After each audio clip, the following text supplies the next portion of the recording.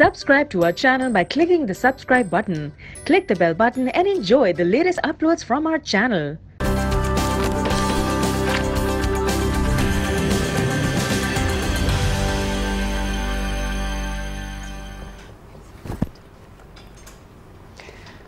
अस्सलामुअलैकुम and good morning everyone. Welcome to good morning. आज मैं हूं आपके साथ अनम काज़मी और मैं हूं सबा शेख। उम्मीद करते हैं आप सब बिल्कुल ठीक ठाक होंगे, खैरियत से होंगे, मजे में होंगे, टिप टॉप होंगे और अपनी लाइफ को भरपूर तरीके से एंजॉय कर रहे होंगे। जैसे कि आप लोग जानते हैं कि गुज़िश्ता 2 हफ्तों से ही हम बात कर रहे हैं TCF की कि ये कैसा इदारा है और किस तरह से ये बेसहारा बच्चों को इल्म की रोशनी से रोशनास कर रहा है। तो आज हम बात करेंगे न सिर्फ TCF की बल्कि इस इदारे से मुंसलिक बच्चों की भी बात करेंगे। पिछले 2 हफ्तों से ही हम देख रहे हैं कि हमारे पास जो भी बच्चे आ रहे हैं, जो भी गेस्ट आ रहे हैं, वो किसी ना किसी तरह से मुख्तलिफ टैलेंट्स के मालिक है। किसी का हम देखते हैं कि आर्ट की तरफ बड़ा अच्छा रुझान होता है, तो किसी की आवाज बहुत अच्छी है, कोई किरत बहुत अच्छी कर लेता है, तो कोई सिंगिंग बहुत अच्छी कर लेता है। पर एक बात जो मैंने हर बच्चे में कॉमन देखी, हर बच्चे में मुझे वो बात दिखाई दी, वो ये कि ये तमाम तर बच्चे बहुत ही ज्यादा कॉन्फिडेंट थे। और वो इसलिए कि ये इदारा जहां बच्चों की तालीम और तरबियत पर ध्यान देता है, वहीं इन बच्चों की शख्सियत में मौजूद खासे की भी कदर करता है। इसीलिए इनके लिए मुख्तलिफ किस्म के ना सिर्फ प्रोग्राम प्लान किए जाते हैं बल्कि कॉम्पिटिशन्स भी कराए जाते हैं ताकि इन बच्चों में आगे बढ़ने की ख्वाहिश जो है वो हमेशा जिंदा रहे। पर जहां कॉम्पिटिशन्स बच्चों में ये तलब पैदा करते हैं, वहीं इन बच्चों के प्राइवेट स्कूल के साथ मुकाबले कराकर फंड रेजिंग भी की जाती है, जो कि मेरा ख्याल है आप में से बहुत से लोगों को नहीं पता होगी। और ऐसा ही एक प्रोग्राम उभरते सितारे है जिस पर आज के शो में हम बात करेंगे। जी हाँ, बिल्कुल उभरते सितारे के बारे में आज के शो पर हम बात करेंगे। तो मुझे बिल्कुल अपने गुड मॉर्निंग आज के जो चमकते सितारे हैं वो याद आ गए कि हमारी भी यही कोशिश होती है कि हम इस नए टैलेंट को सामने लेकर आएं और पाकिस्तान को बताएं कि पाकिस्तान में कितना ज्यादा टैलेंट है। अगर इस प्रोग्राम की बात की जाए, उभरते सितारे की बात की जाए, तो ये एक डिफरेंट आइडिया है किसी भी स्कूल कॉलेज के लिए। ये एक बड़ा पॉजिटिव जो है वो इनिशिएटिव है कि आप अपने स्कूल कॉलेज के बच्चों को इस तरीके से सामने लेकर आते हैं, उनके टैलेंट को सामने लेकर आते हैं और आप बताते हैं कि किसके अंदर क्या स्पेशलिटी है, कौन किस तरीके से परफॉर्म कर सकता है। तो this is very good idea और आज इसी आइडिया के बारे में ओवरऑल हम बात करेंगे। तो अगर फंड रेजिंग की बात की जाए या बात की जाए चैरिटी की, तो बहुत सारे लोग, जब इनके बहुत सारे मेंबर्स, बहुत सारे टीचर्स हमारे शो पर आए, तो ना उन सब ने यही बात की कि लोग ये समझते हैं कि अगर हमने सेहत पे पैसे लगाए हैं तो वो हमारी चैरिटी या ज़कात है, अगर हमने किसी गरीब की मदद की है तो वो हमारी चैरिटी या ज़कात है। नहीं, अगर आप तालीम के लिए भी किसी को पैसे देते हैं, किसी फाउंडेशन को पैसे देते हैं, इवन अगर आप किसी एक शख्स की तालीम का खर्चा भी उठाते हैं, तो वो समझे कि आपके लिए वो भी एक चैरिटी है, वो भी एक सदका जारिया है, जो जब तक पढ़ता रहेगा आपको सवाब मिलेगा और वो जितने लोगों को पढ़ाएगा आपको सवाब मिलेगा। और अगर तालीम की बात हो रही है तो तालीम के हवाले से हमने बहुत सारे जो है वो पॉइंटर्स यहाँ पर डिस्कस किए। पूरा हफ्ते, पूरे 10 दिन तक हम तालीम के हवाले से बात करते रहे कि किस तरीके से तालीम जो है उभार पैदा करती है मुआशरे में, पॉजिटिव किस तरीके से ये पर्सनैलिटीज बनाते हैं।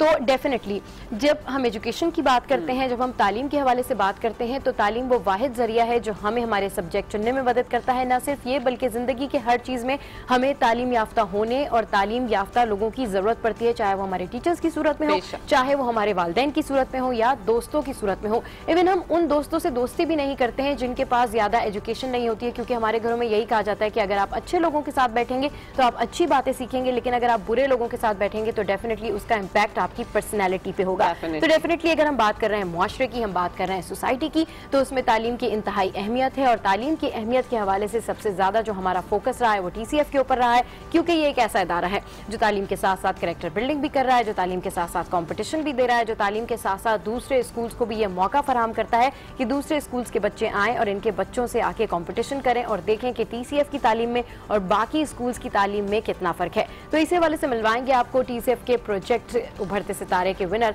और खूबसूरत गुलकार साथ। जनाब, जंग में क्या है, और डेफिनेटली जंग में एक अहम बयान है जो कि भारतीय आर्मी चीफ का है और मैं पढ़ के सुनाना चाहूँगी कि जिहादी तंजीमों की मदद के संगीन नताइज निकलेंगे। CPEC हमारी खुद मुख्तारी के लिए चैलेंज है। ओ ओ ओ ओ वाह। पाकिस्तान ने खित्ते में प्रॉक्सी जंग छेड़ रखी है। सिर्फ भारत को ही नहीं बल्कि चीन समेत जनूबी और मशरकी एशिया के दीगर ममालिक को भी खतरा है। बिपिन रावत का इल्जाम, और साथ साथ इनका कहना है कि चीन सरहदी सूरत हाल तब्दील करने की कोशिश और पाकिस्तान मालदीव, म्यांमार में दिफा और मुआशी शराकतदारी बढ़ा रहा है। डोकलाम जैसे वाकयात में इजाफा हो सकता है। जी हाँ बिल्कुल, डोकलाम जैसे वाकयात में इजाफा तो हो सकता है, क्योंकि जब आप बीच में किसी दो लोगों के कूदेंगे तो फिर आपके ऊपर भी मुसीबत तो आएगी। अगर आपको बहुत ज़्यादा प्रॉब्लम होगी कि पाकिस्तान में क्या हो रहा है, अगर आपको बहुत ज़्यादा प्रॉब्लम होगी कि पाकिस्तान में CPEC क्यों आ रहा है, अगर आपको बहुत ज़्यादा प्रॉब्लम होगी कि पाकिस्तान तरक्की क्यों कर रहा है, और फिर उसके बीच में आके आप इंटरफेयर करेंगे और फिर पाकिस्तान पे इल्ज़ामात लगाएंगे, तो डेफिनेटली फिर आपको भी मुंह की खानी पड़ेगी। और इनका ये जो बयान है, इसकी जो टाइमिंग है, इस टाइम पे बिपिन रावत का ये बयान है ना, तो डेफिनेटली अमेरिका ने क्योंकि इनको शेरी दी है और अमेरिका ने इनके ऊपर एतमाद का इजहार किया है, तो उसके बाद इस तरह के बयानात हम एक्सपेक्ट कर सकते हैं, चाहे वो भारतीय आर्मी चीफ की जानिब से हो या फिर वो भारतीय हुकूमत की जानिब से हो। चलिए जी, भारतीय आर्मी चीफ के हवाले से जो बयान आपने दिया वो तो अपनी जगह पर है, लेकिन हमारे आर्मी चीफ ने भी कुछ बयानात दिए हैं। जैसे कि आप सब जानते हैं कि दुशंबे में 4 मुल्की इजलास से उन्होंने खिताब किया, और जो चीजें और जो बयानात उनके सामने आ रहे हैं बहुत बोल्ड है, बहुत ही ज्यादा मतलब आप समझ सकते हैं टू द पॉइंट है, और बात जो है सिचुएशन उन्होंने वाजे कर दी है। अच्छा, इस किताब में सबसे पहली और मेन जो डेवलपमेंट हमने देखी वो ये कि पाक अफगान मुश्तरका फौजी वर्किंग ग्रुप बनाने पर इत्तफाक किया गया है, जो कि बड़ी अच्छी सूरत हाल है, जिसके तहत अब तमाम तर जो काउंटर टेररिज्म के हवाले से जो तमाम तर एक्टिविटीज है उनको अब मॉनिटर एटलीस्ट किया जा सकेगा, और एक लेवल पर रहकर जो है वो हम इनके सोल्यूशंस भी फाइंड आउट कर सकेंगे। तो एक तो ये डेवलपमेंट थी, लेकिन जो आर्मी चीफ के बयानात के हवाले से मैं आपको बता रही हूँ, तो आर्मी चीफ के बयानात काफी जबरदस्त है। उनमें से मैं कुछ पढ़ के भी सुनाऊंगी कि उनका कहना था कि अफगान जंग पाकिस्तान नहीं लाने देंगे, और ये बात उन्होंने वाज़ेह की है। जैसे कि आप सब जानते हैं कि पाकिस्तान के अंदर हमने दहशतगर्दी के अगेंस्ट एक बहुत बड़ी जंग लड़ी है, जिसमें हमारे आर्मी चीफ जनरल राहील शरीफ जो साबिक हमारे थे, उनका किरदार बहुत अहम रहा, और उसके अलावा हमारी तमाम जो फौज है, जो उनके किरदार रहे हैं, उसी की बदौलत आज पाकिस्तान में अमन भी है। और हम देखते हैं कि इस कोशिश को आगे अब लेकर चल रहे हैं कमर बाजवा साहब भी। तो कमर बाजवा साहब ने भी इस बात को बड़ा वाज़ेह किया है कि पाकिस्तान से हमने दहशतगर्दों के ठिकानों को खत्म कर दिया है, और हमने जब भी कभी इस तरह की सूरत हाल आई तो हमारी फौज जो है वो हर वक्त दहशतगर्दी के अगेंस्ट खड़ी हुई दिखाई भी देगी आपको। लेकिन अब मजीद अफगान जंग को हम पाकिस्तान में या अपनी सरजमीन पर नहीं ला सकते। ठीक, अच्छा, अफगानिस्तान के हवाले से बात की आपने, आर्मी चीफ के हवाले से बात की, तो डेफिनेटली एक बहुत ज़्यादा इम्पैक्ट पड़ेगा बाकी दुनिया पर भी कि जी इतनी जल्दी जो है वो डेवलपमेंट हो रही है। तो 4 फरीकी इंसदाद दहशतगर्दी की ये मैकेनिज्म का इजलास हुआ है ताजिकिस्तान में, जिसमें इसी बात पर इत्तफाक हुआ है कि पाकिस्तान अफगानिस्तान मुश्तरका फौजी वर्किंग ग्रुप्स बनाएंगे, और इस हवाले से जो है सरकारी सतह पर बहस के लिए सिफारिशात भेजी जाएंगी। जब चारों ममालिक जो है इसको एक्सेप्ट कर लेंगे तो फिर हम आगे बढ़ेंगे। अच्छा, हम देखते हैं कि सेंसस के हवाले से, मरदमशुमारी के हवाले से जो है तहफ़्फ़ुज़ात सामने आए हैं, और MKM पाकिस्तान ने जो है काफ़ी ज़्यादा खदशात और तहफ़्फ़ुज़ात का इजहार किया है, जो कि एक्सपेक्ट भी किया जा रहा था। फारूक सत्तार की जानिब से उन्होंने PIB कॉलोनी में जब वो वर्कर्स जनरल वर्कर कन्वेंशन के इजलास से खिताब कर रहे थे, उसमें उन्होंने कहा कि जी वो सेंसस के हवाले से जो है काफ़ी तहफ़्फ़ुज़ात हैं। कराची की जो आबादी है वो 1 करोड़ 60 लाख बताई गई है, लेकिन उनके मुताबिक कराची में जो है 3 करोड़ से 3 करोड़ तक के लोगों की आबादी है जिसको बताया गया, और जिसके लिए उन्होंने कहा है कि जी 72 घंटों में हम रैली निकालेंगे, और ये रैली जो है वो हम मज़ार कायद से शुरू करेंगे, और फिर इस रैली को जो है वो हम इदारे शुमारियात के दफ्तर या फिर सुप्रीम कोर्ट रजिस्ट्री कराची तक लेकर जाएंगे। तो लेट्स सी अब 72 घंटों में क्या होता है, क्योंकि उन्होंने बहुत ज़्यादा तहफ़्फ़ुज़ात और खदशात का इजहार किया है, और ये खबर जो है जंग में भी मेन लीड का हिस्सा है। अच्छा, जब भी कभी हम कराची की बात करते हैं, कराची को हम ऑर्फन सिटी कहते हैं, मुझे तो अब MKM भी ऐसी जमात लगना शुरू हो गई है कि जो पता नहीं कोई ऑर्फन जमात है जिसका कोई ना पुरसाने हाल है ना कुछ है, बेचारे हर वक्त शिकवा ही करते रहते हैं। फारूक सत्तार का सेम ही बयान यहाँ पर भी मेंशन है, और उनका कहना है कि मर्दमशुमारी में भी धांधली हुई है। यानी पहले तक तो हम देखते थे कि वोटिंग में धांधली होती थी, इलेक्शन में धांधली होती थी, अब शुमारी में भी धांधली होना शुरू हो गई। जनाब, नई डेवलपमेंट है जो आपके साथ हम शेयर कर रहे हैं। अच्छा, उनका बयान यह है कि सिंध के शहरों से 1 करोड़ 40 लाख अफराद लापता कर दिए गए। मेरा ख्याल है तफसीलात आपको सब इस हवाले से बता चुकी हैं, तो मैं एक अहम और खबर आपके साथ जरूर शेयर करूंगी। वो खबर है जनाब पाकिस्तान की जानिब से, जैसे कि आप जानते हैं कि अमेरिका ने बहुत सख्त बयानात दिए हैं, ट्रंप की जानिब से धमकियां दी गई है, तो उसके ऊपर हमारे कुछ सियासी लीडर तो जो बोल रहे हैं वो बोल रहे हैं, लेकिन पाकिस्तान का एक बड़ा जबरदस्त स्टैंड सामने आया, और पाकिस्तान ने नायब अमरीकी वजीर खारजा को दौरे से रोक दिया, और उनका ये कहना है कि हमारे पास इस वक्त टाइम नहीं है, हम बहुत मसरूफ हैं, तो आप अपना ये दौरा मुलतवी कर दें। तो इस बात की तस्दीक अमरीकी सफारत खाने ने भी की है, जिसके बाद आपको बताएं कि कहा जा रहा है वजीर खारजा की जानिब से कि वाशिंगटन 16 साल की नाकामियां हम पर ना डाले। अमरीका ने कई बार पाकिस्तान को इस्तेमाल किया और मुसीबत हमारे गले डालकर छोड़ दी। हमने इत्तेहादी बनकर बहुत नुकसान उठाया, और अफगान फौजी तालिबान को अमरीकी असलहा फराहम करते हैं। ख्वाजा मोहम्मद आसिफ ने भी जो है, जैसे हम देखते हैं कि हमारे फॉरेन मिनिस्टर बने हैं, काफी जबरदस्ती स्टेटमेंट्स इनकी जानिब से भी आ रही है, और पाकिस्तान का जो इस वक्त रोल है, जो बोल्ड स्टांस पाकिस्तान ने इसमें उठाया, मेरा ख्याल है कि मैं तो इसको बिल्कुल अप्रिशिएट करना चाहूंगी कि आपकी कौम की जानिब से एक जवाब जो है वो आपका वजीर खारजा दे रहा है, तो विच इज़ वेरी गुड। तो ये खबर जो है वो आज एक्सप्रेस से अपनी मेन लीड लगाई। जी हाँ बिल्कुल, और इसी हवाले से वाकई वज़ीर एहसन इकबाल भी यही कहते हैं कि ट्रंप से ट्रॉफी लेने के लिए हम दहशतगर्दी का कला कमा नहीं कर रहे हैं, हमारी जो भी कुर्बानी है उसको सराहा जाए। अच्छा, अगर हम बात करें बिजनेस रिकॉर्डर की, तो बिजनेस रिकॉर्डर में भी वही सेम खबर है कि Pak Afghan military leadership agree on forming working group, जिसके बारे में अभी हम बता रहे थे कि 4 रोज़ा इंसदादे दहशतगर्दी के हवाले से ये मैकेनिज्म बनाया जा रहा है। इसके अलावा PM describes LNG as only solution. तो और दूसरी जो यहाँ पर लीड है कि है वो world must not lose sight of sacrifice, ऐसा कहते हैं आसिफ साहब। अच्छा, एक और जो अहम खबर है आज इंडिया हरियाणा से जो हमारे पास एक अहम खबर है वो ये है गुरमीत राम रहीम साहब, जिनको जो है वो कैद किया गया है, जिनके ऊपर मुकदमा है ज्यादती के हवाले से।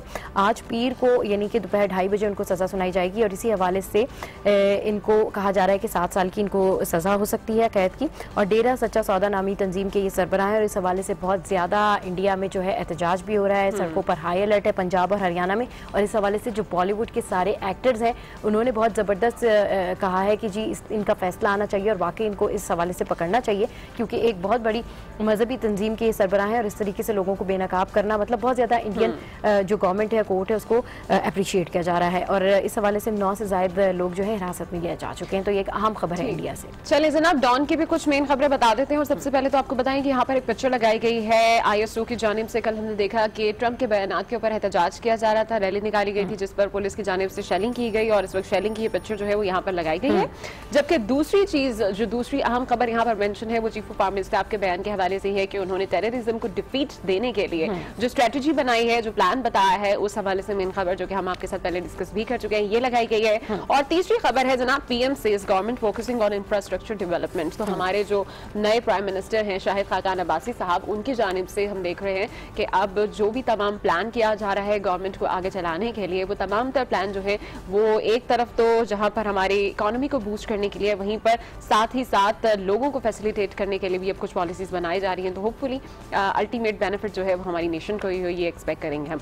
चले जनाब, अखबारों में क्या कुछ था ये तो हमने जाना। अब मेरा ख्याल है स्पोर्ट्स की खबर भी जरूर। स्पोर्ट्स के हवाले से जनूबी अफ्रीकी जो प्लेयर हैं ग्राम स्मिथ, वो कहते हैं कि पाकिस्तान में जब भी आए क्रिकेट को बड़ा एंजॉय किया और जो रिवाइवल हो रहा है पाकिस्तान में क्रिकेट का, उसके लिए वो बहुत ज्यादा खुश हैं। साथ साथ हाशिम आमला ने भी आज न्यूज़ से खुसूसी गुफ्तगू की थी जिसमें उन्होंने क्रिकेट के हवाले से काफी ज्यादा बेस्ट विशेस दी हैं। तो ये जनाब स्पोर्ट्स की खबरें हो गई। आगे बढ़ते हैं और अनम जो है वो खैबर एजेंसी से कुछ खबर शेयर बिल्कुल लंडी कोतल से आपको खबर देंगे, जहां पर कबायली अवाम अमरीकी सदर डोनाल्ड ट्रंप के पाकिस्तान मुखालिफ बयान के खिलाफ इस वक्त उन्होंने रैली निकाली हुई है और काफी नारेबाजी भी की जा रही है ट्रंप के अगेंस्ट। तो तफसीलात जान लेते हैं हमारे नुमाइंदे आमिर जमील से। जी आमिर जमील, बताइएगा कबायली अवाम की रैली कहाँ से निकल रही है और अवाम का क्या कहना है, क्या मुतालबात है उनके?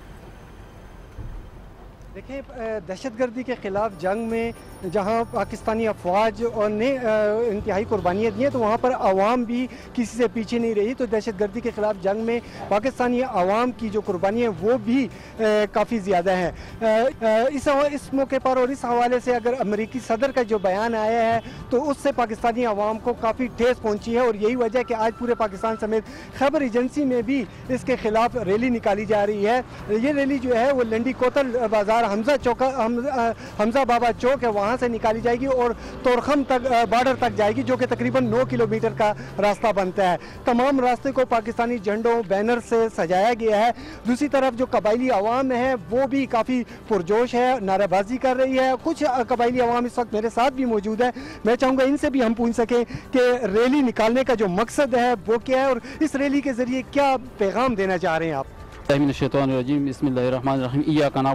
सबसे पहले आपका शुक्रिया। हम ये मैसेज देना चाहते हैं कि हमने बहुत सी कुर्बानियाँ दी है, फ़ौज और अवाम ने कुर्बानियाँ दी है, जो कि ये हमारे लिए फ़ख्र बात है। लेकिन ट्रम्प जो है ना वो मोदी की बात बोल रही है, उसकी ये अपनी पॉलिसी नहीं है, ये मोदी की पॉलिसी है। हम इसको मुस्तारद करते हैं। हमने बहुत सी कुर्बानियाँ दी, हम आगे भी कुर्बानियाँ दहशतगर्दी के खिलाफ भी देंगे और पाकिस्तान के बचाव के लिए भी कुर्बानी देंगे। किसी कुर्बानी से दरेक हम नहीं करेंगे और जिस तरह कुर्बानी पड़ेगा तो हम इंसान को तैयार है इसके लिए। बहुत शुक्रिया। ये खैबर एजेंसी के जो आवाम है उनके जज्बात हैं और इसी तरीके से काफ़ी बड़ी तादाद में लोग जो हैं वो यहाँ पर जमा हो रहे हैं। और न सिर्फ यहाँ पे मुख्तलिफ लंडी कोतल जमरोत के लोग हैं, बल्कि दीगर जो इलाके हैं वहाँ से भी काफ़ी बड़ी तादाद में लोग जमा हो रहे हैं और मुख्तलिफ कबाइल जो हैं वो जमा हो रहे हैं। और इसके बाद ये 9 बजे का टाइम दिया। अपडेट कर रहे थे, आपका बहुत शुक्रिया। और खैबर एजेंसी के अवाम के जो जज्बात हैं, जो रद्द अमल है, वही पूरी पाकिस्तान के अवाम के जज्बात हैं, रद्द अमल है। हमने देखा कि कल कराची में भी IOC की जानिब से जो है एहतजाजी रैली निकाली गई और अमेरिका को अब पता लग गया होगा कि पाकिस्तान का बच्चा अपना दिफा, अपने मुल्क का दिफा करना खूब जानता है। आगे बढ़ते हैं और रुख करेंगे लाहौर का, जहां मौजूद है आज न्यूज़ की नुमाइंदा हुमा भट्ट, और उनसे जानते हैं कि शहर में आज कौन कौन से इवेंट्स होने जा रहे हैं। जी हुमा भट्ट, अपडेट कीजिए। जी बिल्कुल, इवेंट्स तो बहुत से हैं और उनमें मेन जो काबिल ज़िक्र हैं उनमें यही बताऊंगी कि साबिक वज़ीर आज़म नवाज शरीफ की नाहली के बाद NA 120 पर हर किसी की ही नज़र लगी हुई है और उसके साथ साथ सियासी जमातें जो हैं वो इस नशिस्त पर, खाली होने वाली नशिस्त पर बाजी ले जाने की पूरी कोशिश कर रही हैं। तो इस नशिस्त के लिए और यहाँ पर जो उम्मीदवार हैं उनमें 2 पार्टीज़ जो हैं वो बहुत बड़ी समझी भी जा रही हैं और उनके उम्मीदवार भी बहुत आम समझे जा रहे हैं। एक तो मुस्लिम लीग नून की अपनी ही मोहतरमा कलसूम नवाज साहिबा और दूसरी तरफ है तहरीक इंसाफ की डॉक्टर यास्मीन राशिद। तो मोहतरमा जो कलसूम नवाज है उनकी तरफ से अभी तक डोर टू डोर मुहिम जो है उसका बाकायदा तौर पर आगाज़ नहीं किया गया था, क्योंकि डॉक्टर यास्मीन राशिद जो हैं वो तो रोज़ाना की बुनियाद पर मुहिम का में खुद भी जाती हैं और वहाँ पर जाकर वोट जो मांगने का सिलसिला है वो जारी है। वहाँ कलसूम नवाज की तरफ से, नून लीग की तरफ से वहाँ पर बैनर्स तो तमाम हल्के में लगा दिए गए हैं, लेकिन डोर टू डोर मुहिम का बाकायदा आगाज़ नहीं किया गया। तो आज से वो बाकायदा मुहिम का जो आगाज़ है वो कर दिया जाएगा और यहाँ पर ना सिर्फ जो हल्का की कारकुनान हैं वो इस मुहिम में शरीक होंगी, बल्कि जो असम्बली की अरकान हैं वो भी यहाँ पर आएंगी और इस मुहिम का बाकायदा तौर पर आगाज़ किया जाएगा और इस मुहिम को मज़ीद आगे लेकर जाएंगे। इसके अलावा नवाज शरीफ जो कि जब से ही नाहली के बाद से अपने घर में जाती उम्र में मौजूद है, वहाँ पर उनके साथ मुशावरत का सिलसिला भी जारी है और उनके साथ मुलाकातों का सिलसिला भी जारी। तो आज भी वहाँ पर मुस्लिम लीग नून के ही जो रहनुमा हैं वो मुलाकात भी करेंगे और इसके साथ साथ NA 120 के हवाले से एक इजलास भी होगा, मुशावरती इजलास होगा और उसमें क्या हिकमत अमली इख्तियार की जानी चाहिए। इसके अलावा ये 2 मेन जो बहुत शुक्रिया हुमा, आप हमें अपडेट कर रही थी लाहौर से। NA 120 के हवाले से बात कर रहे थे, जिसके लिए मरियम नवाज इस वक्त काफ़ी एक्टिव दिखाई दे रही हैं, डोर टू डोर मुहिम करने जा रही हैं, जबकि उन्होंने ये भी कहा है कि मैं अब लंदन तो नहीं जा रही हूँ। लेकिन आपको ये भी साथ साथ बताते चले कि नवाज शरीफ साहब का ऐसा कहना है कि मैं बुध को हो सकता है कि लंदन, तो ये दौरा उनका मुतवक्किल है। लेट्स सी आगे क्या होता है। आगे बढ़ते हैं जनाब और रुख करते हैं कराची का, जहाँ पर मौजूद हैं हमारे नुमाइंदे। लेकिन आपको ये बताएं कि कराची में जहाँ गुज़िश्ता रोज छुट्टी वाले दिन मवेशी मंडी में खूब गहमा गहमी रही, वहीं शहरियों ने हजारों की तादाद में जानवर भी खरीदे और इस हवाले से मजीद जो है वो तफसीलात दे रहे हैं हमारे नुमाइंदे एहसन अब्बासी। जी एहसन, अपडेट कीजिएगा। जी बिल्कुल, जैसे कि ईद कुर्बा करीब है तो लास्ट वीकेंड गुजरा है, कल संडे था, तो रिकॉर्ड तोड़ जो है खरीदो फरोख्त देखने में आई है। तकरीबन एक आदाद शुमार जो बताए गए हैं वो 70,000 बताए गए। 70,000 जानवर जो है वो हफ्ता और इतवार के रोज जो है वो फरोख्त हुआ है। मुकम्मल अगर मंडी का अहवाल मैं आपको बताऊं तो 26 ब्लॉक्स पे एशिया की सबसे बड़ी आरजी मवेशी मंडी लगाई गई थी, जहां पे मुल्क भर से मवेशी को लाया गया था। 2.25 लाख के करीब जो है वो गायें और बैल लाए गए थे। तकरीबन 40,000 के लगभग बकरे जो है वो कराची लाए गए थे ईद कुर्बान पे फरोख्त के लिए, जबकि 2,500 से 3,000 आदाद शुमार बताए जाते हैं कि ऊंट लाए गए थे। रात जो मंडी की सूरत हाल थी तो वो इंतहाई जो है वो देखने में आया, कमजोर सी सूरत हाल नजर आई, क्योंकि मंडी बहुत गिर गई थी। खरीदार आ रहे थे तो वो अपने हमरा जानवर लेकर जा रहे थे, लेकिन जो VIP टेंट्स थे 8 लाख 10 लाख 15 20 25 लाख रुपए तक के जिनके पास जानवर थे, वो काफी मिकदार में जो है तादाद में जानवर टेंटों के अंदर अभी भी मौजूद नजर आए। अमूमन होता ऐसा है कि जो भारी जानवर होते हैं, महंगे जानवर, वो चांद दिखने से पहले ही उनकी जो है वो खरीदो फरोख्त मुकम्मल हो जाती है, लेकिन इस बार जो है वो जानवर भी टेंटों में मौजूद है। बुध से दोबारा बारिशों का सिलसिला शुरू होगा। व्यापारी बहुत खौफजदा है क्योंकि 2 बारिशें। अच्छा एहसन, व्यापारी तो खौफजदा हैं और दूसरा मवेशी मंडियों में गहमा गहमी भी है। ये बताएं कि इकदाम क्या किए गए हैं सेहत के हवाले से, कोंगो वायरस से बचाव के लिए क्या अहम तदाबीर वहाँ पर इख्तियार की गई हैं, शहरियों को, आवाम को वहाँ पर सहूलत मैसर है भी कि नहीं? जब मंडी का इनेकाद हुआ था तो बताया गया था कि तमाम जानवर जो लाए जा रहे हैं कराची मवेशी मंडी में उनको उसी वक्त एंट्री मिलेगी जब उनकी वैक्सीनेशन मुकम्मल होगी। लेकिन हमने देखा 1600 रुपए के एवज जो है तमाम जानवरों को जो है फौरी तौर पे छोड़ा गया। मंडी में कोई वैक्सीनेशन होती हुई नजर नहीं आई। KMC सिंध हुकूमत की जानिब से वेटनरी डॉक्टर्स वहां पे मौजूद हैं, कैंप लगाए गए हैं। इस बार 2 मंडियां लगाई गई हैं कराची में, एक सुपर हाईवे सोराग बोर्ड पे जबकि दूसरी एवरेस्ट मवेशी मंडी लगाई गई है वादी हुसैन के करीब। वहां पर एक नया टेस्ट मुतारिफ कराया गया है कोंगो वायरस के हवाले से। मोबाइल वैन वहां पर मौजूद है। वहां पे भी कोई टेस्ट होते हुए नजर नहीं आए, ना ही इस मंडी में नजर आए।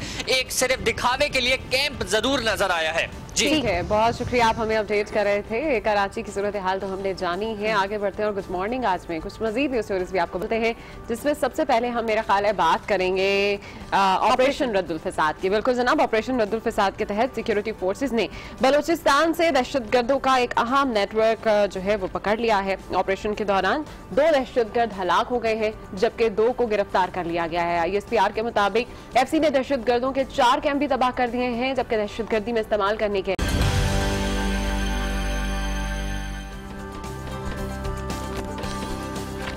Welcome back to good morning Aaj. और गेस्ट टॉप स्टोरी से भी आपको आगाह करेंगे कि army chief general Qamar Javed Bajwa ने वाजे किया है कि पाकिस्तान अफगानिस्तान की जंग को अपनी हुदूद में नहीं ला सकता। दुशंबे में पाकिस्तान, चीन, अफगानिस्तान और ताजिकिस्तान के अफवाज ने खित्ते से दहशतगर्दी को खत्म करने के लिए बाहमी ताउन का तरीकाकार वाज़ेह कर लिया।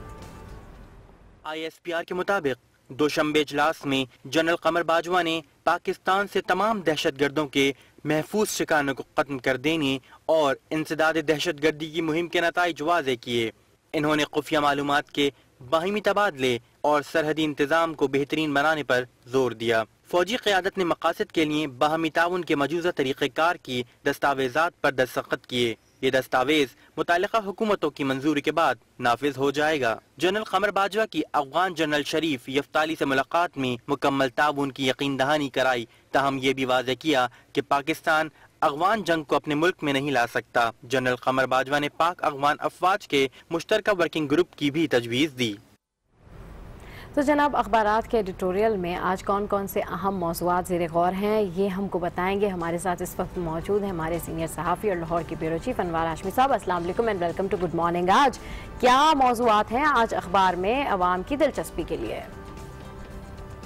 देखें सबा और अनम, आपने फॉरेन अफेयर्स जो है वो उससे मुतल्लिक़ ख़बरें पढ़ के सुनाई हैं और मैं पाकिस्तानी पॉलिटिक्स के बारे में मैंने आज अखबारात जो स्टडी किए हैं तो उसमें जो नाजरीन की दिलचस्पी के लिए जो मुझे टॉपिक्स नज़र आए हैं उसमें एक तो जाती उम्रा जो रायविंड के करीब है वो पाकिस्तानी सियासत का मरकज़ बना हुआ है, उसकी क्या वजह है। और दूसरा जो सबसे ज़्यादा ख़बरें अखबारात में आई हैं या डिस्कस हो रही हैं वो है कि लाहौर में 4 ख़वातीन की पॉलिटिक्स है जो कि मुख्तलिफ़ सियासी जमातों की मुस्तकबिल की पॉलिटिक्स का तयन करेगी। तो हम चाहेंगे कि इस पे आज बात करें। जी बिल्कुल ठीक। तो मेरा ख्याल है हमारे सबसे पहले हम यही बात कर लेते हैं कि पहले बनी गाला था, अब जाती उम्रा है जो कि लोगों की और इस तरह की अट्रैक्शन का तवज्जो का जो मरकज बना हुआ है। हम देखते हैं कि वहाँ सियासत का एक गढ़ बन चुका है, पहले बनी गाला पर और अब हम देखते हैं जाती उम्रा पर। वजह क्या है? जाती उम्रा की तारीख थोड़ी पुरानी है। मैं तो खुद जी बिल्कुल, मैं खुद ही बनी गाला से शुरू करना चाहता था तो आप माशाल्लाह ज़हीन ही निकली हैं। हाँ। तो ये है कि बनी गाला 4 साल जो है बनी गाला की जो एक बुलंदी है, बुलंदी पे बनी गाला है, तो वहाँ से पॉलिटिकल हमले होते रहे हैं मुखालफीन पर और उसमें उन्होंने कामयाबी भी हासिल की है। लेकिन उसका नतीजा ये निकला है कि जब मुस्लिम लीग नून के जो रहनुमा हैं साबिक वज़ीर आज़म नवाज शरीफ जब अपने ऐवान से निकले और लाहौर के करीब रायविंड के साथ एक स्टेट है जाती उमरा, तो वैसे मैं 2 लाइनों में ये बता दूं नाजरीन को कि जाती उमरा बेसिकली जो शरीफ फैमिली है उनका जो आबाई गांव था बहारती पंजाब अमृतसर के करीब, उसका नाम था जाती उमरा, जहां उनके दादा और वालिद जो है शरीफ बरादरान के वो रहा करते थे और आज भी उनके दादा की कब्र जाती उमरा में है। तो जब यहाँ पे उन्होंने अपने घर बनाए रायविंड के करीब तो उस जगह का पहले नाम जाती उम्रा नहीं था, इन्होंने जाती उम्रा उसका नाम रखा है अपने उस आबाई गांव की याद में। तो इन दिनों नवाज शरीफ वहां पे बैठे हुए हैं, तो तमाम कायदीन उनसे मुलाकात करते हैं और वो तयन कर रहे हैं कि मुस्तकबिल में मुस्लिम लीग नून ने इस नाअहली के बाद अपनी सियासत को कैसे बचाना है। लेकिन दूसरी तरफ ये नजरें भी लगी हुई हैं कि शरीफ फैमिली के तकरीबन 2/3 जो अफराद हैं वो इस वक्त लंदन शिफ्ट हो चुके हैं, जिसमें हमजा शहबाज की फैमिली है, नवाज शरीफ के बेटे हैं, और अब जो थोड़े से रह गए हैं उनके बारे में भी ये खबरें आ रही हैं कि वो भी ईद के बाद वहां चले जाएंगे। लंदन हम थे, लेकिन मरियम नवाज ने कह दिया कि नहीं अभी तो मैं डोर टू डोर मुहिम करूंगी। इलेक्शन कैंपेन तो वही चलाएंगी जी बिल्कुल जी बिल्कुल। अगर आपने कैंपेन की बात की है तो वही खवातीन का टॉपिक इसी में आ जाता है कि अगर बेगम कलसूम नवाज एक तरफ NA 120 में इलेक्शन लड़ रही हैं तो दूसरी तरफ PTI की डॉक्टर यास्मीन राशिद लड़ रही हैं, तो बेगम कलसूम नवाज की कैंपेन का बेड़ा उठाया है मरियम नवाज ने, और इसके अलावा चौथी खातून बेनजीर भुट्टो की करीबी साथी थी साजिदा मीर। तो पीपल्स पार्टी का एक बागी ग्रुप है पीपल्स पार्टी वर्कर्स ग्रुप, तो उन्होंने टिकट दी है साजिदा मीर को। तो तमाम नजरें अब इन 4 खवातीन की पॉलिटिक्स में हैं। बेगम कलसूम नवाज पॉलिटिक्स में कुछ अरसा रही हैं। जब नवाज शरीफ जलावतनी जेल में गए थे तो मुस्लिम लीग नून की बाकायदा सदर थी और सड़कों पे निकली थी। MA उर्दू उन्होंने किया हुआ है, लिटरेचर से उनकी बड़ा शुगफ रहा है। मरियम नवाज जो है उन्होंने इसी तरह पॉलिटिक्स में 2013 में अपने वालिद की इंतखाबी मुहिम चलाई थी। डॉक्टर यास्मीन राशिद के जो ससुर हैं वो भुट्टो के बड़े करीबी साथी थे, गुलाम नबी, तो उनका भी सियासी ताल्लुक है। तो अब देखें कि चारों खवातीन जो है, मर्द पीछे हट गए हैं और खवातीन की पॉलिटिक्स जो है वो लाहौर में डिस्कस हो रही है। और बेगम कलसूम नवाज के बारे में एक लाइन बताऊंगा कि बड़े सगीर के मारूफ पहलवान थे गामा पहलवान, उनकी वो पोती हैं, अब वो दंगल सियासी दंगल में उतर रही हैं। तो अब देखना ये है कि किसको मात देती हैं या किसको मात मिलती है, तो इस पे सबकी नजरें लगी हुई हैं। अच्छा, विमेंस वर्सेस विमेंस है ये इस टाइम पर, क्योंकि कैंपेन भी सारी विमेंस कर रही हैं, तो आपको क्या लगता है कि वोट बैंक पे कितना असर होगा और जो नए सेटअप आएगा, जो नया क़यादत आएगी, उसमें कुछ नई तब्दीली भी होंगी? यकीनन अगर देखें बेगम कलसूम नवाज बीमारी की वजह से बैरून मुल्क हैं, तो यही पहले भी कुछ रवायात ऐसी हैं कि कुछ उम्मीदवार बैरून मुल्क बैठ के या अपने हलके से आउट होके भी उनके साथी इलेक्शन लड़ते हैं और वो जीतते रहे हैं। तो अगर तो वो इस सूरत हाल में भी कामयाब हो जाती हैं तो असल में ट्रेंड जाएगा 2018 के लिए कि मुस्लिम लीग नून अभी भी जो है वो इस पोजीशन में है। लेकिन असल इम्तिहान है PTI का। डॉक्टर यास्मीन राशिद वजीर आजम के उम्मीदवार के मुकाबले में लड़ी थी और तकरीबन 52,000 वोट लिए थे, नवाज शरीफ ने 92,000 लिए थे। तो PTI के लिए इम्तिहान ये है कि अगर वो अब पहले मार्जिन से कम वोट लेती है तो इसका मतलब है कि वजीर आज़म नवाज शरीफ की नाअहली का कोई PTI फायदा नहीं उठा सकी। तो दोनों इस वक्त फाइट कर रहे हैं, एक जाती उम्रा से कैंपेन चल रही है और इमरान खान 2 दिन जहाँ पे रहे हैं, दोनों के लिए चैलेंज है जो मुस्तकबिल की सियासत साहब, आपने कैंपेन का जिक्र किया तो इमरान खान साहब की जानिब से अभी कह दिया गया है कि जी अगर किसी किस्म की कोई गड़बड़ हुई, IG पंजाब ने कोई गड़बड़ की या फिर किसी किस्म का कोई घपला या धांधली हुई या बदमजगी हुई तो फिर हम अदालतों का रुख करेंगे, और जो IG पंजाब है वो पाकिस्तानी सरकारी इदारों से तनख्वाह लेते हैं, नवाज शरीफ साहब से नहीं। तो आपको क्या लगता है इस कैंपेनिंग के दौरान इस तरह का बयान एक दफा फिर से? देखिए, ये तो सियासी टैक्टिक्स होते हैं। यकीनन जो भी पार्टी हुकूमत में होती है अपोजिशन उस पर सियासी मशीनरी के इस्तेमाल के इल्ज़ाम लगाती हैं, लेकिन जो ज़ाब्ता अखलाक दे दिया इलेक्शन कमीशन में उसमें कोई अरकान असम्बली, चाहे वो इमरान खान खुद रुकन असम्बली है, वो उस हल्के में नहीं जा सकते, वज़रा नहीं जा सकते, कोई सरकारी ओहदा रखने वाले नहीं जा सकते। तो अगर कोई सरकारी ओहदा रखने वाले जाएंगे तो अपोजिशन को राइट है कि वो उसको चैलेंज करे। बिल्कुल ठीक अनवार साहब, ये तो डेफिनेटली एक सियासी बयान है, लेकिन इस वक्त जो मौजू है मेन वो यही है कि इस केस से कौन जीता है। खवातीन की सियासत है जनाब, और अब देखें कि जो मद्दे मुकाबले इस वक्त खड़ा है, ज्यादातर जो बड़ा मुकाबला है इस वक्त वो कुलसूम नवाज और दूसरी जानिब यास्मीन राशिद के दरमियान है। लेट्स सी, PTI के लिए भी एक बहुत बड़ा चैलेंज है ये कि उनकी अगर वो इस निशिस्त से जीत जाते हैं तो एक बहुत बड़ी कामयाबी होगी उनके लिए। आगे बढ़ते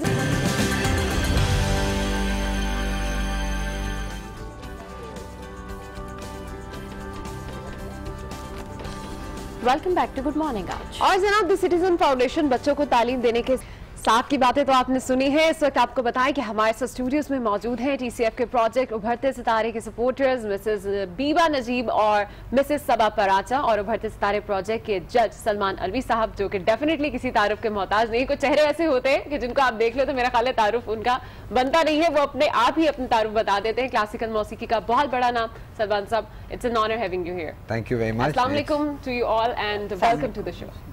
अच्छा, ऑर्गेनाइजिंग कमेटी से आप तीनों का ताल्लुक है, तो सबसे पहले जो है वो मिसेस बीबा बसीर से बात करेंगे।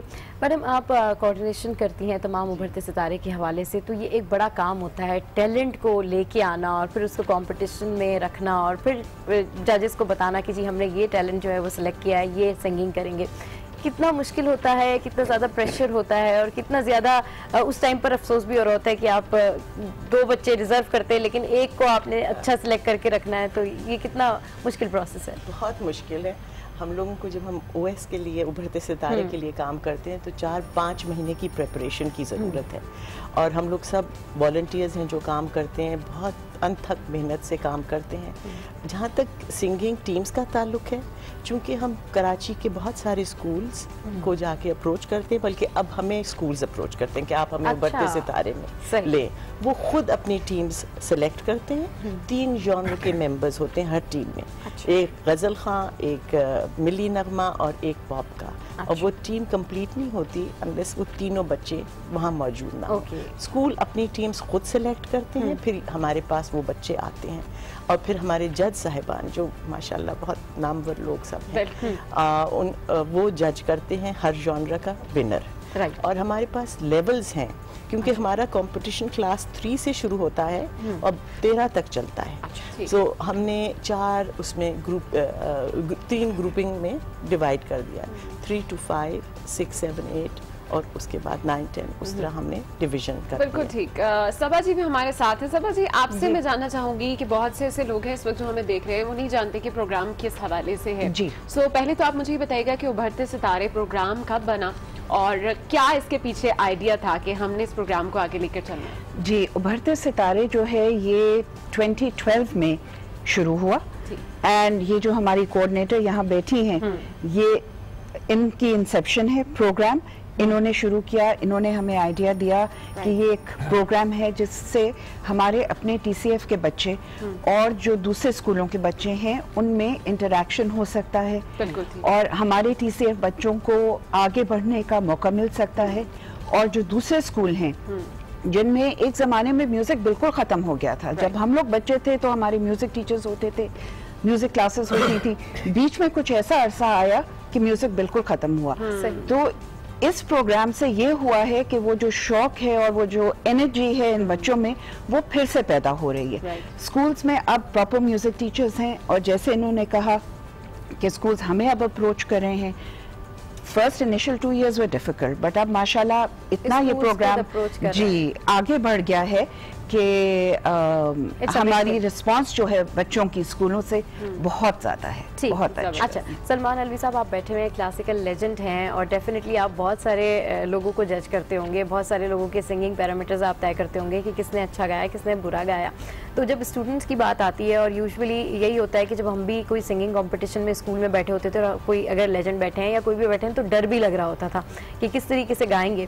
तो यूजुअली बच्चे भी कंफ्यूज होते हैं, लेकिन किस तरीके से फिर आप जज करते हैं और किस तरीके से फिर आप उनको बताते हैं कि नहीं आपकी सिंगिंग में ये कमी थी, ये आपने ऐड करना है? पहली चीज़ तो ये है कि मैं बेसिकली क्लासिकल सिंगर नहीं हूँ, क्योंकि क्लासिकल बड़ा मुश्किल काम है। सीखा जरूर है मैंने जी, मगर मैं गजल गाता हूँ। नहीं सर, लेजेंड बिल्कुल गजल गाता हूँ। मेरा गजल की जिक्र कर दिया आपने, गजल सुनेंगे भी अच्छा शहर के। मैं इसलिए कह रहा हूँ कि क्लासिकल सिंगिंग बिल्कुल डिफरेंट जॉनर है और वो बहुत डिफिकल्ट जॉनर है, उसका एक स्पेशल ट्रेनिंग है बिल्कुल। खैर एनीवेज, देखें over a period of years, मतलब हमने खुद भी अपने बचपन में स्कूल में कंपटीशन स्कूल कॉलेज सब में किए हैं, तो वो एक अंदाजा है कि क्या हालत होती है। एग्जैक्टली वही मैंने कहा। एक चीज, दूसरी चीज ये है कि जो भी आता है कितना ही अच्छा बच्चा हो, वो उस वक्त बहुत टेंस होता है। मेरी अपनी आदत ये मेरी कोशिश होती है, और मैं ज़ाहिर अकेला जज नहीं होता, हम 2-3 लोग होते हैं जो जज होते हैं, तो कोशिश मेरी पहले ये होती है कि उनको रिलैक्स करें। इसीलिए शायद जो जिन्होंने देखा है वो, या जो अटेंड जिन्होंने किया है प्रोग्राम में, अगर वो बच्चा बेचारा शुरू में कंफ्यूज हो गया या सुर गलत मिल गया उसको, और तो मैं रुकवा देता हूँ, उससे कह देता हूँ भाई दोबारा शुरू कर दो, because you have to be relaxed. एक चीज रिलैक्स करना बहुत जरूरी। दूसरी चीज ये है कि कोई भी कंपटीशन है दुनिया का, it is a moment of the day. अच्छा, इसका ये कहीं मतलब नहीं है कि जो हार गया वो हल्का है, वो हो सकता है अगला दिन उसका होगा या अगला गाना उसका होगा, या ये गाना उसने गलत चूज कर लिया। सही। बाज़ दफा ये जनरल वो है कि बच्चे थोड़ा सा डिफिकल्ट गाना चूज करते हैं इम्प्रेस करने के लिए, और मैं हमेशा उनको मना करता हूँ कि नहीं बेटा सीधा गाना चूज करो, जितना कर सकते हो। उसकी वजह यह है कि वो आप जब अपने से एक लेवल ऊपर जाने की कोशिश करते हैं और नहीं कर पाए तो आपके नंबर कट जाते हैं। तो सलमान साहब, सॉन्ग सिलेक्शन में भी आप लोग बच्चों को हेल्प आउट करते हैं कि आपके लिए, आपकी आवाज के लिए ये गाना बेहतर है, आप ये गाओ, उस पर परफॉर्मेंस दो, या कोई स्पेसिफिक जेनर आप? अब मैं सोच रहा हूँ ये करना पड़ेगा। अभी तो नहीं होता ऐसा, अभी तो इनका एक प्रोसेस है जिसके थ्रू सेलेक्ट किए जाते हैं song.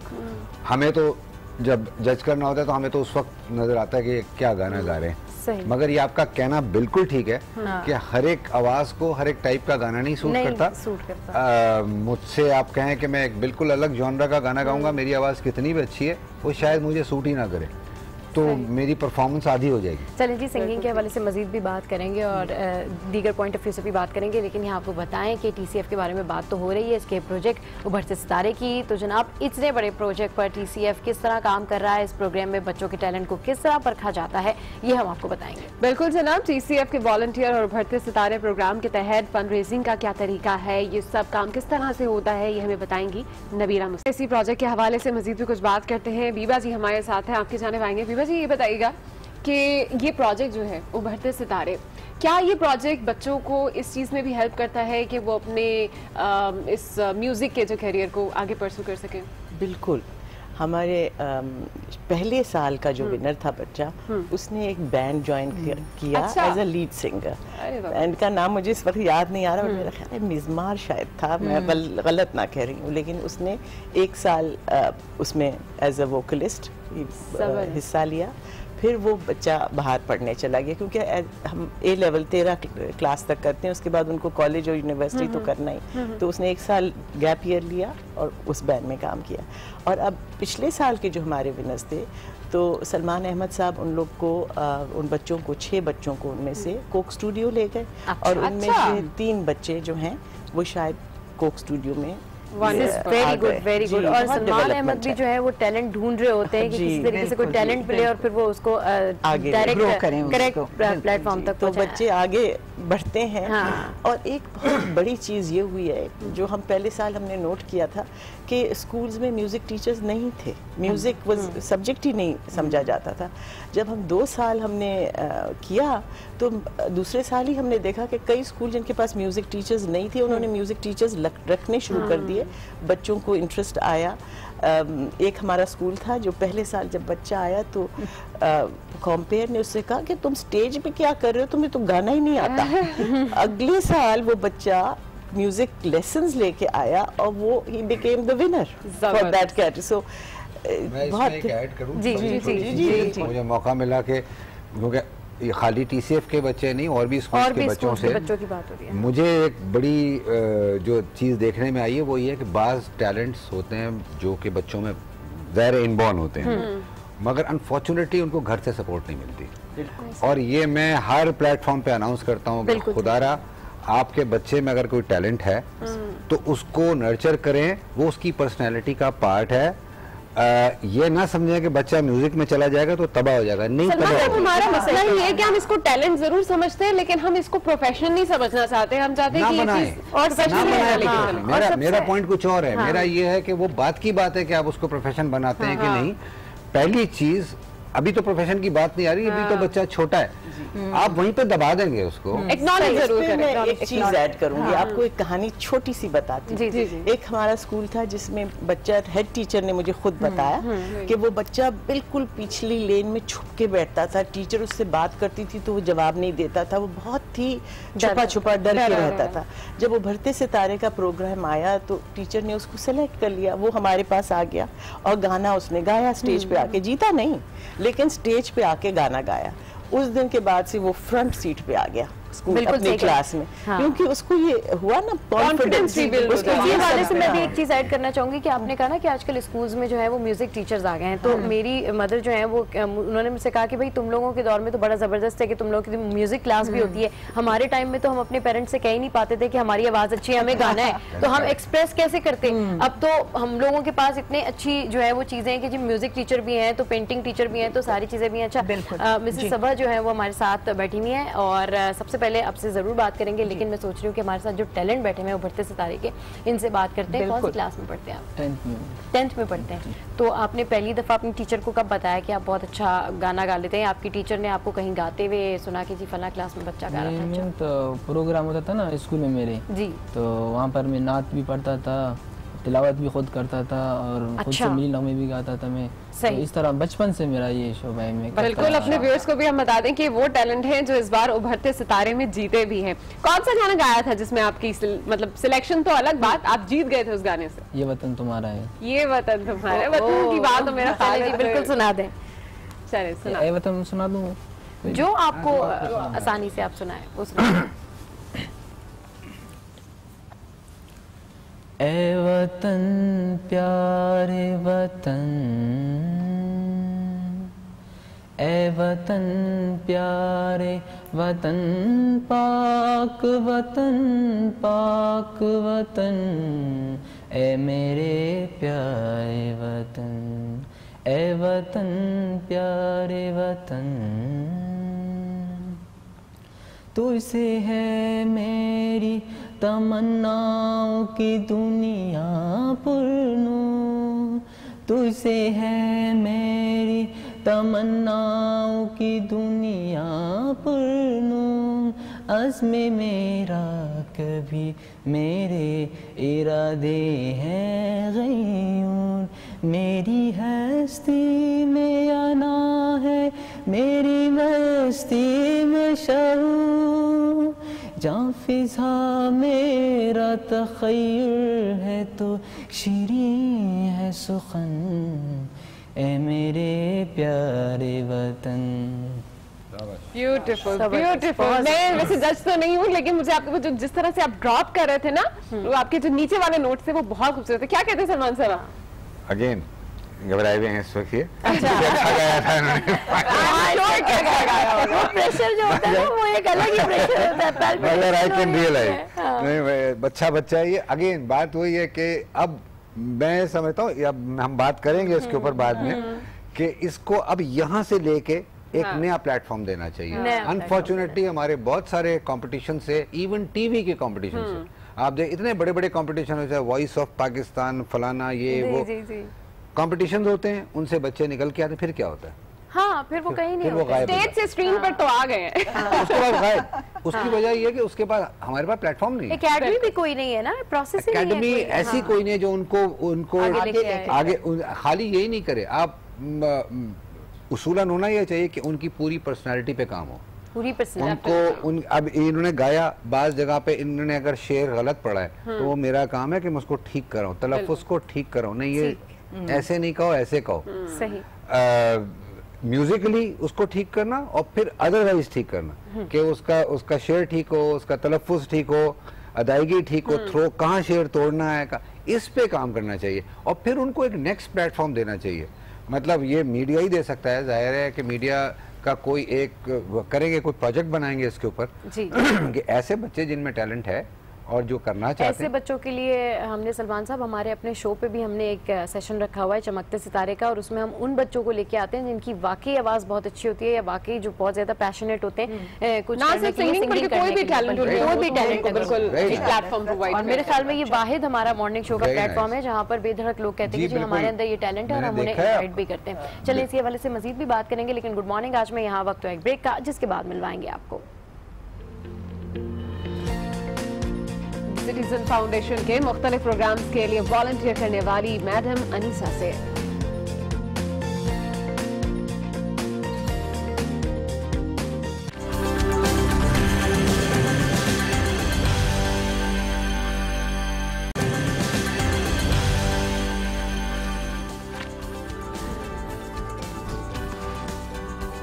Welcome back to good morning. तो जनाब, बात हो रही है TCF मेंबर्स के साथ और बात हो रही है टैलेंट की और बात हो रही है उभरते सितारे की। तो हमारे साथ जो है इस कमेटी के मेंबर्स भी मौजूद हैं। मिसेस सबा, आपसे मैं बात करना चाहूँगी। डेफिनेटली यहाँ पर हम सिंगिंग की बात कर रहे हैं, टैलेंट की बात कर रहे हैं, वहाँ पर TCF का एक सपोर्ट सिस्टम भी है जो कि इन तमाम स्टूडेंट्स को सपोर्ट प्रोवाइड करता है और आप सपोर्टर भी हैं TCF स्कूल की। तो आपको कितना ज़बरदस्त ये काम लगता है कि साथ साथ आप टैलेंट भी एक माशरे में दे रहे हैं, सोसाइटी में दे रहे हैं, पाकिस्तानी टैलेंट भी उभर के सामने आ रहा है और साथ साथ फंड रेजिंग के थ्रू TCF के स्टूडेंट्स की हेल्प भी हो रही है। जी, ये तो जी आइडिया जो था उभरते सितारे के पीछे, ये बेसिकली यही था। अच्छा। जैसे इन्होंने बीबा ने पहले मेंशन किया कि इस प्रोग्राम का एक फंड रेजिंग आर्म होगा और एक सिंगिंग आर्म होगा। और फंड रेजिंग का ये है कि हम लोग स्कूलों में जाते हैं, हम लोग स्कूलों में प्रेजेंटेशंस देते हैं सुबह टीचर्स को, बच्चों को ड्यूरिंग असेंबलीज। और उससे ये है कि जो बच्चे हैं स्कूलों के, जिनको कुछ जो है ना, जिनको दूसरे स्कूलों के बारे में या मसलन है TCF के स्कूल के बारे में नहीं मालूम, अच्छा, वो इंफॉर्मेशन उनको दी जाती है। ठीक। और उसके बाद जो उनका इंथुजियाज्म होता है फंड रेजिंग में, सही, सिंगिंग तो अपनी जगह, पर जो फंड रेजिंग में उन छोटे छोटे बच्चों का जो इंथुजियाज्म है, आप सोचें कि नर्सरी से हमारी फंड रेजिंग शुरू होती है। अच्छा। उनको एनवेलप्स दिए जाते हैं जो वो घर लेके जाते हैं और वो फंड्स कलेक्ट करके अपने स्कूलों में वापस लेके आते हैं, जो फिर TCF के को दिए जाते हैं, आगे बढ़ता है। तो ये जो है, ये प्रोग्राम एक्चुअली इसने फंड रेजिंग को और सिंगिंग टैलेंट को बहुत उभारा है। और इसकी ये है कि एक अवेयरनेस जो आई है ना बच्चों में, हमारे बच्चों में इन कराची एंड ऑल ओवर पाक, अभी तो ये ज्यादातर कराची में ही प्रोग्राम हो रहा है, लाहौर में भी हुआ है लास्ट ईयर, पर जो अवेयरनेस बच्चों में आई है ना, दैट इज इनक्रेडिबल। अच्छा, ओवर द इयर्स कितनी इंप्रूवमेंट आई है इस प्रोग्राम में? क्योंकि 2012 में आपने बताया ये प्रोग्राम बना था एंड नाउ इट्स 2017। इस पीरियड में क्या क्या इंप्रूवमेंट आई है, क्या क्या न्यू आइडियाज आप लोग लेकर आए हैं? इंप्रूवमेंट आई वुड थिंक सबसे पहले तो ये बात है कि जो number of schools that have been participating, वो नंबर ऑफ स्कूल्स बहुत बड़े हैं, ठीक है ना, वो बहुत बड़े हैं। जो बच्चे हिस्सा लेना चाह रहे हैं, वो भी उन बच्चों के भी नंबर्स में बहुत इजाफा हुआ है। जैसे मिसेस बीबा बता रही थी कि सपोर्ट करने वाले बच्चों के फिगर्स में भी जो है काफी ज्यादा बहुत इजाफा हुआ है उसमें। सही कह। तो ये है कि यही है कि इंशाल्लाह हमारी तो यही दुआ है कि इसी तरह से ये बढ़ता रहे, आगे बढ़े। और जैसे हमारे जज साहब फरमा रहे हैं कि जी इन बच्चों को एक और प्लेटफॉर्म मिले जिससे वो और आगे बढ़ सके। हाँ, नेक्स्ट लेवल देना चाहिए।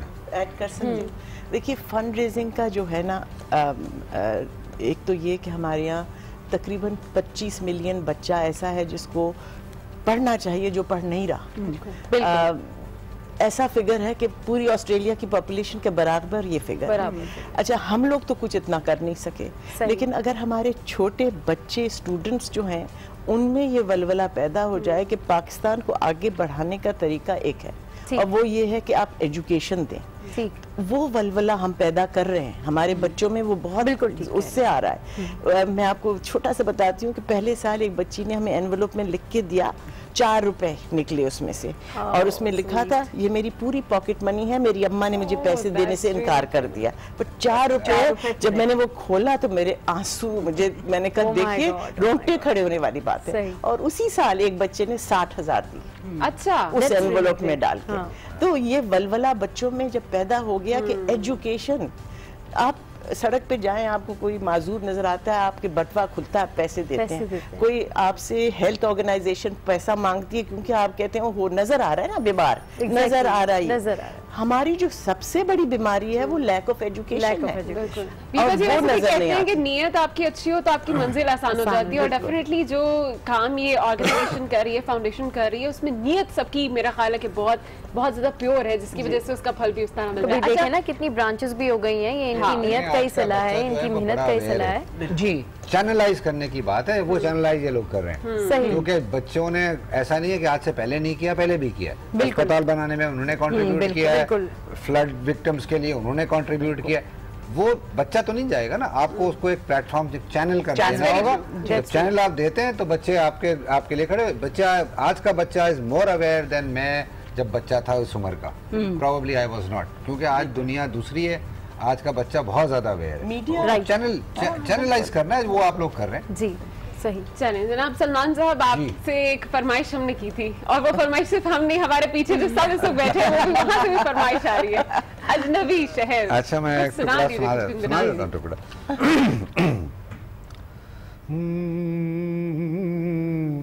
जहर मिलता रहा, जहर पीते रहे, रोज मरते रहे, रोज जीते रहे, जिंदगी भी हमें आजमाती रही, जिंदगी भी हमें आजमाती रही, और हम भी उसे आजमाते रहे।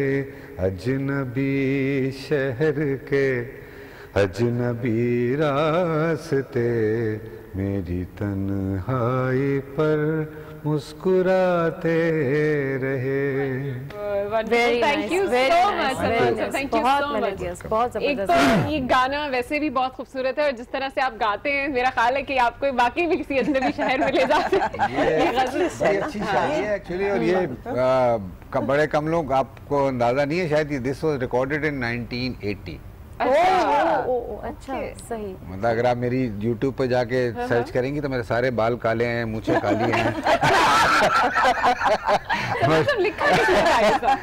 ये है डॉक्टर राही मासूम रजा। अच्छा। ये अलीगढ़ मुस्लिम यूनिवर्सिटी के head of the Urdu department, उनकी लिखी हुई गजल है। सही। और ये फिर आप जो अभी बात कर रही थी ना कि हिंदुस्तान और पाकिस्तान की मौसीकी, ये फिर गजल बाद में हिंदुस्तान से 2-3 आर्टिस्ट ने गाई। अच्छा, नहीं वो कॉपी तो फौरन कर लेते हैं, हमारी अच्छी थी, उसको कॉपी करने का जज्बा बड़ा, हौसला कॉपी बड़ा। मैं नहीं कहूँगा, मैं कॉपी नहीं कहूँगा, हम भी गाते हैं दूसरों के गाने, कॉपी नहीं, बट क्रेडिट देना चाहिए। जब हम किसी का गाना गाते हैं तो हम उसे क्रेडिट देते हैं, क्योंकि उसका गाना था, हम बता देते हैं कि फला जगह फला शख्स ने गाया था, वो वहाँ उतना तक देना चाहिए। मगर खैर वो इश्यूज हैं, बट कहने का मतलब ये इतनी पुरानी है मगर आज भी इतनी ताज़ा है, तो वो बाज़ दफ़ा बन जाती है कोई चीज़, गज़ल का बोल अच्छे होते हैं, म्यूजिक अच्छी बन जाती है और क्लिक कर जाती है, बस वो। जी बहुत जबरदस्त। तो मेरा ख्याल है कि हमारे तमाम व्यूअर्स को भी बहुत मजा आया होगा जिस तरह से आपने ये 2 शब्द ही हमें सुना दिए। अच्छा बीबा जी, आपकी जानिब आना चाहेंगे, क्योंकि ये जो आप लोग उभरते सितारे का प्रोग्राम लेकर चल रहे हैं, ये ना सिर्फ TCF के आपस में कैंपसेस का कंपटीशन होता है, बल्कि इसमें प्राइवेट स्कूल्स भी जो है वो शामिल हो जाते हैं, मुख्तलिफ स्कूल से स्टूडेंट्स आते हैं।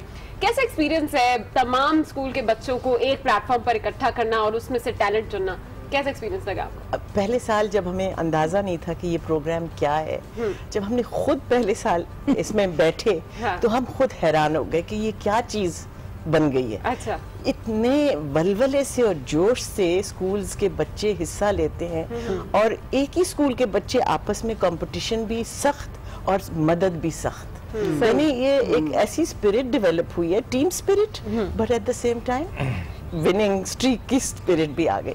तो बहुत अच्छा लगता है ये देखते हुए कि लड़ाई करे बगैर दोनों चीजें अपनी जगह हेल्दी कॉम्पिटिशन।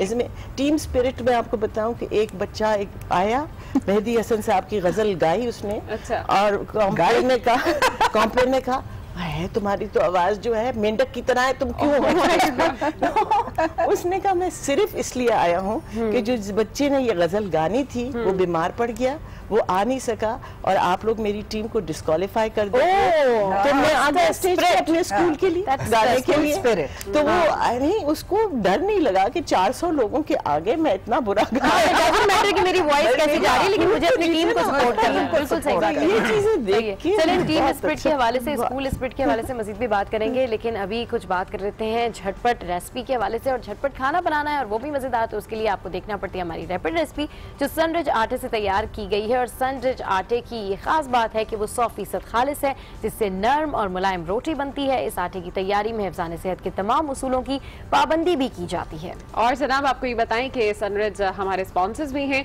और जो रेसिपी आज बनाई जा रही है वो है चिकन चीज पराठा। TCF के हवाले से और टैलेंट के हवाले से हम बात कर रहे थे कि कितनी ज्यादा सपोर्ट सिस्टम भी होता है और कितना ज्यादा सिंगिंग टैलेंट भी उभर के सामने आता है। अच्छा मैडम, आप जो है वो ये बताएं कि कितना टाइम पहले आप स्टार्ट कर देती हैं सिलेक्शन करना, क्योंकि जैसे कंपटीशन करीब आ रहा है तो फिर कितने 2-3 महीने लगते हैं सिलेक्शन में या 10-15 दिन में? प्रोसेस तो 3-4 महीने का है। अच्छा। लेकिन अबाउट प्रोग्राम से 1 महीना पहले स्कूल्स हमें अपनी टीम सबमिट करती हैं। हाँ। फिर उनको हम प्लेसमेंट करते हैं कि किस लेवल पे वो गाएंगी। क्लास 3 से 5 ये 4 जो लेवल्स हैं उनको प्लेस करते हैं। फिर हमारे 1 हफ्ते का तकरीबन प्रोग्राम होता है जो टीम्स को हम एलिमिनेट करते हैं। अच्छा। और हर सेक्शन को 4 एलिमिनेशन होता है। उसमें से हम 8 टीम्स हर कैटेगरी की 3 to 5, 6, 7, 8, 9 उन सबको आगे ले जाते हैं और उनमें व्हाइल दैट्स हैपनिंग उसी वक्त हम वॉइसेस भी चुनते हैं हर जॉनर। सो इंडिविजुअल भी कंपटीशन चल रहा है, टीम कंपटीशन भी चल रहा है। फिर ये सब फाइनल डे पे इकट्ठे होते हैं और इन 8 टीम्स और 8 वॉइसेस पर जॉनर पर लेवल आगे जाते हैं। तो पर क्लास कितने बच्चे जो है वो हाथ खड़े करते हैं, कितने स्टूडेंट्स कहते हैं हमने भी करना? अच्छा, वो हमें उसका इल्म नहीं है क्योंकि स्कूल में हम सिलेक्ट नहीं करते। हम स्कूल से आगे जब सिलेक्शन आता है उसको हम प्लेसमेंट करते हैं। बट मैंने आपको बताया ना 635 बच्चों ने इस दफा गाने में हिस्सा लिया। जिस कॉज के लिए आप लोग काम कर रहे हैं, पहले तो हम उस चीज के बारे में जरूर मेंशन करना चाहेंगे कि ये कॉज बहुत अहम है। पढ़ाई, एजुकेशन, इसके लिए आपकी मैक्सिमम सपोर्ट की भी जरूरत है। हम सबसे पहले आखिर में अपने तमाम गेस्ट को जो है वो शुक्रिया अदा करना चाहेंगे। Thank you so much for joining us and it was pleasure having you here. इसी के साथ जनाब ये प्रोग्राम हमारे इख्तिताम को पहुंचता है। इंशाल्लाह कल आपसे फिर मुलाकात होगी, same time same channel. Till then अपना बहुत ख्याल रखिएगा, दुआ में याद रखिएगा and keep watching good morning आज।